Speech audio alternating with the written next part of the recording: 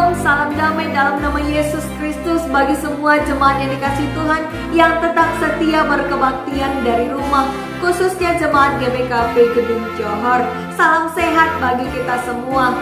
Kiranya kasih setia Tuhan tetap menemani kita, Sang Gembala Agung.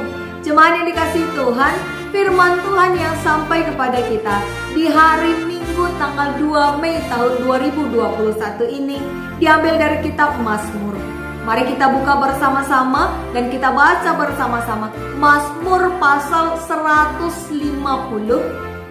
ayat yang pertama sampai ayat yang ke-6. Mari kita baca, isinya demikian. Haleluya. Haleluya, pujilah Allah dalam tempat kudusnya. Pujilah Dia dalam cakrawalanya yang kuat. Pujilah Dia karena segala keperkasaannya. Pujilah Dia sesuai dengan kebesarannya yang hebat. Pujilah Dia dengan tiupan sangkakala. Pujilah Dia dengan gambus dan kecapi. Pujilah Dia dengan rebana dan tari-tarian. Pujilah Dia dengan permainan kecapi dan seruling. Pujilah Dia dengan ceracap yang berdenting. Pujilah Dia dengan ceracap yang berdentang. Biarlah segala yang bernapas memuji Tuhan. Haleluya. Jemaat yang dikasihi Tuhan, sebelum kita berbicara lebih jauh mengenai isi nats firman Tuhan yang telah kita baca tadi, ada satu pertanyaan buat semua jemaat Tuhan yang masih setia berkebaktian dari rumah. Jemaat yang dikasihi Tuhan, pernahkah saudara memuji seorang teman atau salah seorang anggota keluarga, misalnya anak atau mungkin pasangan hidup kita? Tentu masing-masing pribadi kita pernah memuji orang lain atau mungkin dipuji oleh orang lain, ya. Ketika kita memuji orang lain, biasanya ada alasan tertentu yang membuat kita memujinya. Misalnya karena dia sekarang terlihat cantik, ganteng, atau sedang memakai pakaian yang bagus, atau memiliki suara yang merdu dan tutur bahasanya yang baik. Tentu bermacam-macam alasan kita untuk memuji seseorang. Jemaat yang dikasihi Tuhan, Mazmur 150 yang telah kita baca tadi juga merupakan sebuah ajakan untuk memuji. Memuji siapa? Memuji Tuhan. Mengapa Tuhan dipuji? Apakah yang menjadi alasan pemazmur dalam hal ini? Mari kita gali lebih dalam makna renungan khotbah kita pada hari ini. Jemaat yang dikasihi Tuhan, Mazmur adalah sebuah kitab yang berisi nyanyian untuk memuji nama Tuhan, sekaligus doa kepada Yang Maha Kuasa.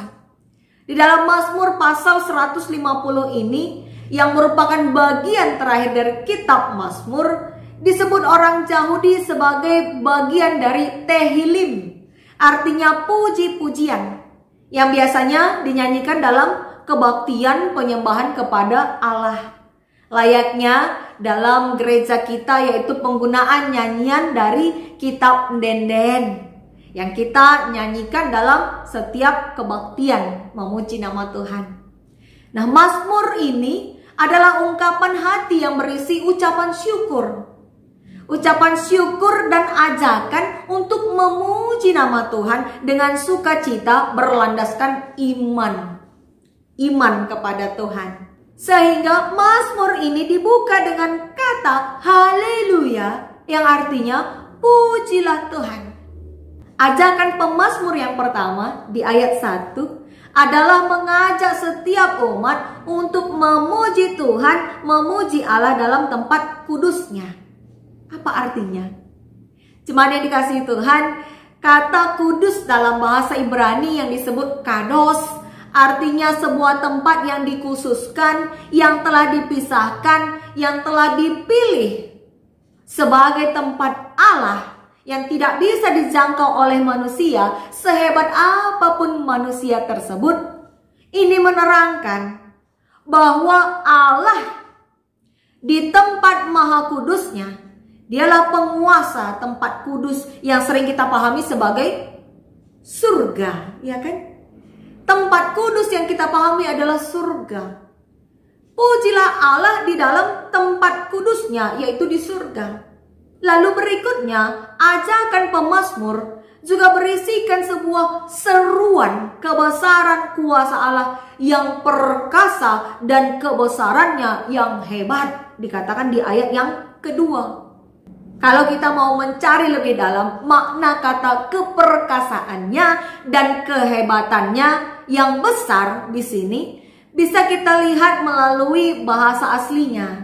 Di mana dalam kata keperkasaan tersebut, di dalam bahasa Ibrani dipakai istilah geburah, yang artinya kepahlawanan, kejayaan, dan juga kemegahan. Kata ini menunjukkan sebuah kekuatan, power yang luar biasa sempurna, melebihi semua kekuatan di dunia. Itu artinya keperkasaan di sini. Sedangkan kata kebesarannya dipakai dalam istilah godel di dalam bahasa Ibrani. Artinya tinggi, besar, hormat. Yang mengarah kepada keagungan, greatness. Jadi kedua kata ini menjelaskan siapakah Allah di hadapan manusia dan di atas bumi. Dialah yang maha tinggi, maha agung, maha besar dibanding dengan manusia dan segala ciptaan-ciptaannya di dunia. Itu dia alasan mengapa Mazmur mengajak setiap orang untuk memuji Allah. Karena Allah itu besar dan perkasa, lebih tinggi dibanding semua yang ada di dunia ini. Kekuatannya sempurna dibanding semua apa yang ada di dunia ini. Maka posisi Allah yang demikian merupakan alasan yang kuat untuk memuji Dia. Selanjutnya pada ayat yang ketiga sampai ayat yang kelima, pemazmur juga mengajak untuk memuji Tuhan dengan menggunakan berbagai media atau alat musik. Yang disebutkan di sini adalah sangkakala, gambus, kecapi, suling, rebana, dan ceracap yang berdenting dan berdentang. Dan bukan hanya itu, memuji Tuhan sekaligus juga dengan tari-tarian. Jemaat yang dikasihi Tuhan, alat musik yang adalah hasil karya manusia yang digunakan untuk bernyanyi, mengekspresikan isi hati baik suka maupun duka, ini bisa dipakai untuk memuji Tuhan. Meskipun tidak semua alat musik tersebut pada awalnya dibuat dan dipakai untuk memuji nama Tuhan. Mengingat bahwa sangkakala pada mulanya ia digunakan sebagai alat komunikasi yang jika dibunyikan memiliki tanda dan makna khusus. Boleh kita baca nanti di kitab Keluaran 19 ayat 13, di mana bunyi sangkakala memberi peringatan bagi bangsa Israel untuk menaiki gunung Sinai dan sebagai pertanda bahwa Allah sudah hadir di tengah-tengah bangsa tersebut di gunung Sinai. Dan selain itu, sangkakala juga dipakai sebagai pertanda bagi pasukan perang untuk maju atau mundur dari medan perang. Bisa kita baca dari kitab Hakim-Hakim pasal yang ketiga ayat 27 dan Hakim-Hakim pasal yang ketujuh ayat 18 sampai 20. Di situ jelas dikatakan pada waktu kapan saja sangkakala itu dibunyikan dan apa maknanya. Sedangkan seruling, kecapi, gambus itu pun pada awalnya dipakai sebagai sebuah tanda, sebuah ajakan yang ketika dibunyikan berarti itu pertanda untuk menyembah patung yang telah didirikan Raja Nebukadnezar di zaman Daniel. Bisa kita baca Daniel 3 ayat 5. Di mana barang siapa yang tidak menyembah patung tersebut akan dicampakkan ke dalam perapian yang menyala-nyala. Hal ini tidak jauh berbeda dengan penggunaan berbagai alat musik tradisi karo ke dalam kebaktian di gereja GBKP yang pada mulanya dipakai untuk pemujaan roh-roh dalam agama si pemenang. tapi kemudian berproses melalui berbagai pertimbangan teologis sehingga akhirnya musik-musik ini dipakai untuk memuji Tuhan dalam kebaktian-kebaktian. Jadi ajakan dan seruan pemazmur ini juga diakhiri dengan sebuah penekanan kepada siapa mazmur ini ditujukan. Kalau kita baca ayat yang ke-6, dikatakan bahwa kepada segala yang bernapas, pujilah Tuhan. Artinya, semua makhluk ciptaan Tuhan, manusia, hewan-hewan, tumbuh-tumbuhan, diberikan ajakan dan seruan untuk memuji nama Tuhan. Lalu, apakah pesan dari renungan kita pada hari ini ke dalam kehidupan kita yang sehari-hari? Jemaat yang dikasihi Tuhan, ketika kita merasa sukacita, biasanya kita akan bernyanyi dan memainkan alat musik dengan mengekspresikan hati yang senang.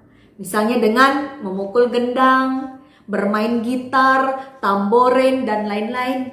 Dan biasanya pula lagu-lagu yang kita nyanyikan ketika kita bersukacita adalah lagu-lagu yang ceria, yang berisikan lirik ucapan syukur kepada Tuhan.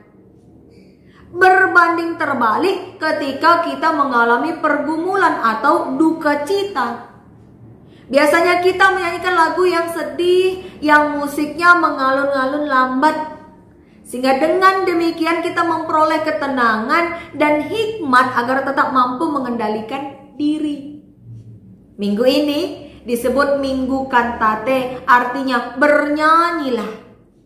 Kita diajak untuk bernyanyi memuji Tuhan dalam segala keadaan. Bukan hanya ketika kita bersuka cita, melainkan dalam duka cita pun kita harusnya memuji Tuhan. Memuji Tuhan seharusnya tidak memerlukan alasan. Ya, karena Tuhan memang patut untuk dipuji. Dan memuji Tuhan itu adalah ekspresi tanda pernyataan iman pengharapan kita yang hidup bagi Tuhan. Karena pada dasarnya orang yang memiliki iman pengharapanlah yang akan senantiasa memuji Tuhan secara ideal meskipun jalan hidupnya tidak ideal. Bisa dipahami ya? Jalan hidup yang tidak ideal misalnya dalam pergumulan berat, duka cita, sakit, dan sebagainya.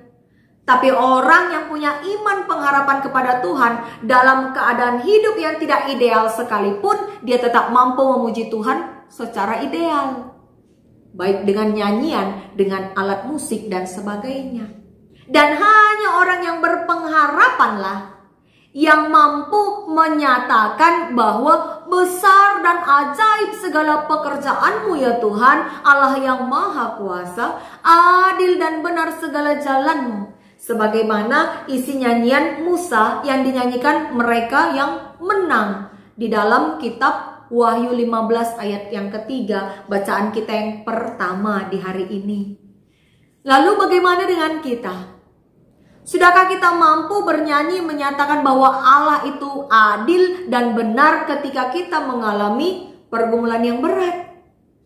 Sudahkah kita mampu bernyanyi memuji Tuhan, mengaku bahwa Tuhan itu besar dan ajaib, pekerjaannya itu menjadi kebaikan buat hidup kita dikala kita menghadapi masa pandemi COVID-19 ini?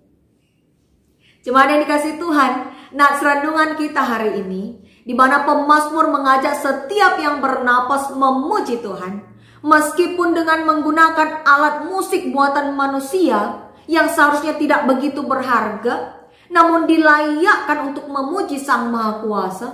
Ini pertanda bahwa segala sesuatu akan bernilai ketika digunakan untuk memuliakan nama Tuhan. Sama halnya dengan kehidupan kita sebagai manusia yang lemah dan yang kerap jatuh ke dalam dosa. Kita dilayakkan untuk memuji nama Tuhan, itu pun sudah menjadi kesempatan yang berharga. Memuji Tuhan adalah kesempatan yang berharga. Dan itulah yang semestinya kita lakukan sebagai orang-orang yang beriman. Bukan tergantung situasi. Misalnya ketika kita menerima berkat Tuhan, berkat kesembuhan, rezeki, jawaban atas doa-doa kita dan lain sebagainya, kita memuji nama Tuhan dengan sukacita. Tapi ketika keadaan terbalik, kita enggan untuk memuji nama Tuhan. Kita malas untuk memakai suara kita menyanyikan lagu pujian untuk Tuhan. Memuji Tuhan adalah sebuah kesadaran siapa kita dan betapa besarnya Tuhan Allah itu. Jadi marilah kita arahkan hati kita kepada Tuhan, meskipun ada saat-saat di mana kita enggan untuk bernyanyi memuji Tuhan karena kita sedang mengalami pergumulan yang berat. Tapi marilah gerakkan hati kita, gerakkan jiwa kita. Nyanyikanlah nyanyian yang baru, nyanyian dari hati, dan percayalah Tuhan kita besar dan perkasa. Ia mampu mengangkat kita dari segala kondisi yang tidak ideal. Ada sebuah artikel yang menyatakan bahwa di tahun 2006, sebuah penelitian terhadap 60 orang dewasa menemukan bahwa musik dan nyanyian mampu mengurangi rasa sakit, depresi, serta meningkatkan kualitas tidur. Dan menurut American Music Therapy Association, ada yang dinamakan terapi musik, di mana musik digunakan sebagai suatu terapi psikis untuk meningkatkan kesehatan fisik, kesehatan psikis, emosional, dan spiritual. Karena musik memberikan efek tenang. Ini bisa menjadi alternatif bagi kita ketika kita mengalami pergumulan yang berat. Mari menggunakan musik dan nyanyian pujian bagi Tuhan sebagai cara untuk memperoleh ketenangan. Persembahkanlah suara kita bagi Tuhan dan jadikanlah saat-saat memuji Tuhan menjadi obat, menjadi terapi untuk kita bisa menghadapi segala situasi. Jadi mari jemaat yang dikasihi Tuhan, naikkanlah pujian syukur kepada Tuhan atas kesempatan yang masih ada, masih bernapas. Sebagaimana tema kita pada hari ini, segala yang bernapas memuji Tuhan. Selagi kita masih bernapas, mari kita puji Tuhan. Selagi kita masih diberi kekuatan, mari tetap setia menaikkan pujian, nyanyian, doa kepada Tuhan. Pakailah kesempatan yang berharga ini untuk memuji nama Tuhan. Terpuji nama Tuhan. Haleluya. Amin.